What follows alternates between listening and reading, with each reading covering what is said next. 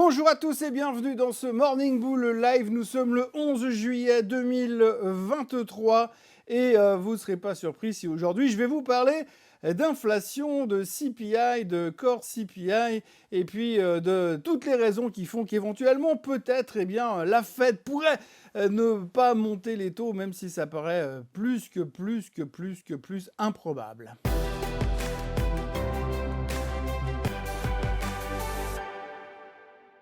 Donc on l'a dit et répété depuis plusieurs semaines, les experts sont convaincus, absolument convaincus, que la Fed va monter les taux dans 2 semaines. C'est une surprise pour personne, c'est une quasi-certitude. Je crois que les taux sont à quasiment 92% de certitude pour l'instant. Mais nous, aujourd'hui, on s'occupe et on se préoccupe d'une seule chose, les chiffres du CPI de demain. Alors aujourd'hui, il y aura le CPI en Allemagne qui va sortir. Mais ça, on s'en fout parce qu'on sait que de toute façon, l'inflation en Europe, elle ne veut pas baisser pour l'instant et qu'on sait que la BCE va continuer encore pour les siècles et des siècles à monter les taux. Mais nous, on s'occupe surtout de l'inflation américaine et c'est ce qui a préoccupé et ce qui préoccupe les marchés depuis le début de la semaine, depuis hier matin. Alors aujourd'hui, on se prend déjà la tête en se disant oui, mais potentiellement que la Fed, elle pourrait faire quelque chose de positif si les chiffres du CPI de demain sont plutôt encourageants. Alors c'est quoi quelque chose de positif? Eh bien c'est continuer à monter les taux en juillet parce que ça c'est une quasi-certitude, puis ensuite encore une fois au mois de septembre, et puis après arrêter là. D'ailleurs il y a Madame Daly de la Fed de San Francisco qui a clairement exprimé hier que pour être sûr que l'inflation soit définitivement morte, reste au fond du carton, eh bien il va falloir monter encore 2 fois les taux. Ça c'est une quasi-certitude offerte maintenant par une des membres actives de la Fed. Et puis ce soir, nous aurons Monsieur Bullard qui va parler. Monsieur Bullard, c'est le pire des hawkish que l'on peut trouver dans les membres de la Fed aujourd'hui. Donc ne vous attendez pas à des choses rassurantes. On va encore nous parler de hausse des taux à venir. Mais néanmoins, la psychologie des marchés est un tout petit peu différente parce qu'on se dit oui, d'accord, la Fed va encore monter les taux, mais selon les chiffres de l'inflation de demain, peut-être qu'on aura la quasi-certitude de voir une possibilité, une lueur au fond du tunnel qui nous laissera supposer que potentiellement, eh bien, la hausse des taux est terminée, ou en tout cas sera terminée au mois de septembre. On s'accroche à ce qu'on peut. J'ai un peu l'impression quand même que depuis un an, on fait que de s'accrocher à l'espoir que quelque chose se produise. Bon, c'est pas grave, en attendant, vous me direz, les marchés montent, pourquoi on s'exciterait dans cette direction, puisque tout a l'air de se passer pour le mieux en attendant, même si on est en train de se projeter. Alors, ce qui est assez intéressant à tergiverser et à disséquer sur ce qui se passe aujourd'hui, c'est qu'on se dit quand même, on est dans une période assez formidable, puisqu'on s'accroche aux chiffres du CPI qui vont sortir demain. Alors, on va regarder 2 chiffres. Le CPI, le normal, on attend 3,1%, et puis le CPI, le core CPI, celui qui exclut en gros tout ce qui bouge un peu trop violemment, style l'énergie, les loyers et la bouffe. En gros, le reste c'est un peu tranquille, mais celui-ci c'est celui qui est plutôt stable, on va dire. Donc celui-ci, on l'attend à 5%. Bref, sur ces 2 chiffres-là, eh bien, on se dit peut-être qu'en fonction de ces chiffres-là, la Fed va prendre une décision à laquelle on ne s'attendait pas. Alors bon, on peut se poser aussi des questions, parce que je rappelle pour mémoire que M. Powell a dit lors du dernier meeting de la Fed, il y a 4 semaines en arrière, qu'il lui faudrait 6 semaines d'analyse de chiffres économiques pour prendre une décision à peu près sensée lors du prochain meeting de la Fed qui a lieu dans 2 semaines. Vous avez compris? 4 semaines, plus 2 semaines, 6 semaines. Résultat, il ne prendra pas de décision quasiment avant le mardi matin du meeting de la Fed. Mais nous, et les experts en finance, eh bien, on continue à croire qu'on va peut-être anticiper les décisions de M. Powell parce qu'on sait beaucoup mieux que lui. Donc hier, les marchés étaient légèrement en hausse. En attendant l'inflation, les volumes, c'est 0. Personne ne fait rien. On encourage toujours les gens à acheter des actions. Il y a quand même un espèce de statut de bullishness dans le marché qui est extrêmement présent. À la première occasion, on vient racheter des actions. À la première occasion, on repart à la hausse sur les marchés. Et les gens restent positifs. Donc c'est plutôt encourageant de ce côté-là. Mais il faudra aussi regarder ce chart. Ce chart est un chart que j'ai vu ce matin dans un article sur MarketWatch. Eh bien, on voit très bien que le niveau de recommandation des actions n'a jamais été aussi haut que lorsqu'on était en l'an 2000. Il est même plus haut qu'en l'an 2000, juste avant que ça se pète la figure. Les gens sont super bullish et quand on leur demande qu'est-ce qu'il faut acheter, des actions, des actions, des actions.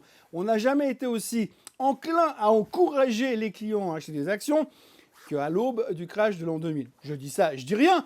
C'est juste un chiffre, c'est juste une statistique. Donc voilà, hier, les marchés sont montés parce que les experts anticipent des bons chiffres au niveau du CPI qui pourraient éventuellement faire réfléchir M. Powell différemment en ce qui concerne la future hausse des taux. Même si pour l'instant, les ISM, les PMI, les NFP, les ADP, le PCE, tout ça nous a dit qu'il fallait monter les taux, on se dit que peut-être le chiffre de demain, lui, il va changer nos vies. Deuxième sujet de la journée, les capitaux minimums pour que les banques puissent fonctionner. On s'autorise à penser dans les milieux autorisés, enfin surtout dans le milieu de la Fed, que la Fed pourrait commencer à remonter encore une fois les capitaux nécessaires. Vous savez que dans le système bancaire, chaque banque doit avoir des capitaux minimums pour pouvoir exercer. En cas de risque, comme ça, ils ont toujours quelque chose pour aller taper dedans pour s'en sortir si jamais ça devait se produire. Après les stress tests qui ont été brillamment réussis par les banques récemment, la Fed s'est quand même dit, malgré que ça va bien, on pourrait quand même monter un tout petit peu la limite de sécurité, monter les minima de capitaux nécessaires un peu plus haut, comme ça au cas où on aura moins de problèmes s'il y a une crise encore. Alors une crise, on vient de l'avoir sur la crise des banques centrales. Alors les banquiers ils disent, quand même, on vient d'avoir une crise, on va pas l'avoir tout de suite, on va pas encore nous remonter nos capitaux nécessaires. Oui, mais en même temps, je pense que la Fed là tout de suite, ils sont pas vraiment équipés pour supporter une claque supplémentaire et la nouvelle disparition d'une banque quelque part aux États-Unis, et encore moins une banque systémique, et encore moins une banque too big to fail. Bon alors nous en Suisse, on a un gros avantage, c'est que maintenant l'UBS elle est garantie par la FINMA, par la BNS, par le Conseil fédéral et il paraît même par l'armée. Donc ce stress-là, ça dérange un tout petit peu quand même les bancaires, surtout qu'elles vont publier les résultats à la fin de semaine, alors ça n'aura rien à voir, mais voilà, ils auraient bien pu se passer de ça comme annonce.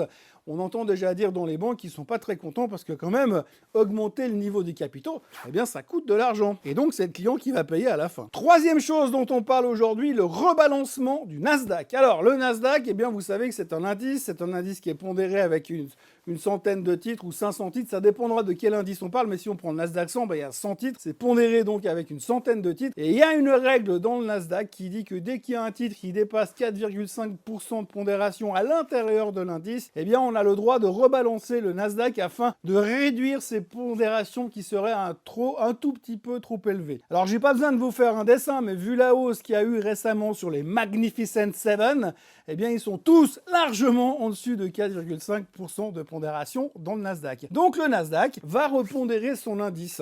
Et il va repondérer son indice basé sur les prix de clôture du 3 juillet. Ils vont annoncer les conditions de rebalancement le 14 juillet et les conditions de rebalancement seront effectives le 24 juillet. Alors d'ici là, ce qui va être rigolo, c'est qu'aujourd'hui, il y a 300 milliards de dollars qui sont investis dans des ETF qui sont pondérés par rapport à la pondération du Nasdaq. Donc tous les gérants d'ETF vont devoir aligner leur pondération avec ce que va décider le Nasdaq, sinon ils seront complètement à côté du concept du tracking, de traquer finalement l'indice de base. Résultat, ça risque de foutre un beau bordel, excusez-moi du terme, mais j'ai pas trouvé de synonyme ce matin, ça risque donc de foutre un beau bordel au niveau des technos ces prochains temps, parce qu'il va falloir rebalancer le Nasdaq. Alors la bonne nouvelle, c'est qu'on risque d'avoir un peu de temps, mais 10 jours pour rebalancer des montants pareils, avec des variations pareilles, ça risque d'être quand même un tout petit peu sport, et ça risque potentiellement de pas être très positif sur les Apple, les Google, les Amazon, les Nvidia, les Tesla und so weiter. Bref, résultat, attention quand même au rebalancement du Nasdaq, ça pourrait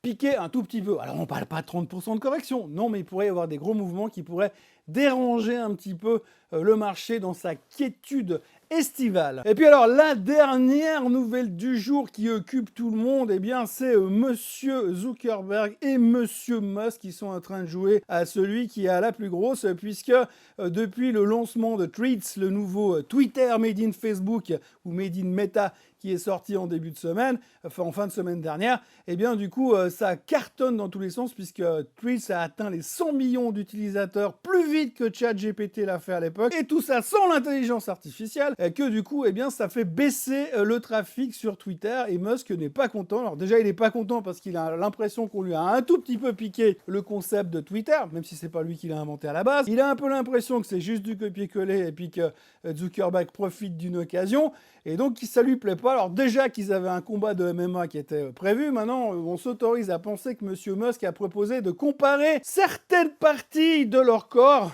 en termes de taille pour voir qui a la plus grosse. On ne sait pas de quoi on parle, en parlant de la plus grosse, mais qui a la plus grosse quand même. Donc on vient vraiment à un niveau pathétique au niveau des milliardaires. Donc vous avez deux mecs qui pèsent 400 milliards à eux deux, qui sont en train de se la jouer cours d'école, et ça fait un tout petit peu peur. Enfin, c'est pas très grave parce que finalement, c'est positif pour Meta parce qu'ils gagnent du trafic grâce à Threads et ils n'ont pas encore fait de marketing dessus. Et de l'autre côté, c'est négatif pour Twitter. Enfin, Twitter, on s'en fout, c'est pas coté en bourse. Voilà, donc aujourd'hui, journée comme hier, relativement calme. On va continuer à parler à propos de ce qui se passe sur le CPI ou s'il pourrait se passer sur le CPI parce que forcément, le CPI a le pouvoir de changer la face du monde. Et en attendant, eh bien, on va attendre demain après-midi, mais pour attendre demain après-midi, on aura quand même effectivement le CPI en Allemagne, le ZEW en Allemagne, Monsieur Bollard, je vous l'ai dit, le plus hawkish des hawkish qui parlera ce soir aux États-Unis. Et puis après, ça nous amènera gentiment à demain matin pour un nouveau Morning Bull Live où on reparlera encore de l'inflation en attendant l'inflation. Justement, d'ici là, n'oubliez pas de vous abonner à la chaîne Swissquote en français, de liker cette vidéo et de revenir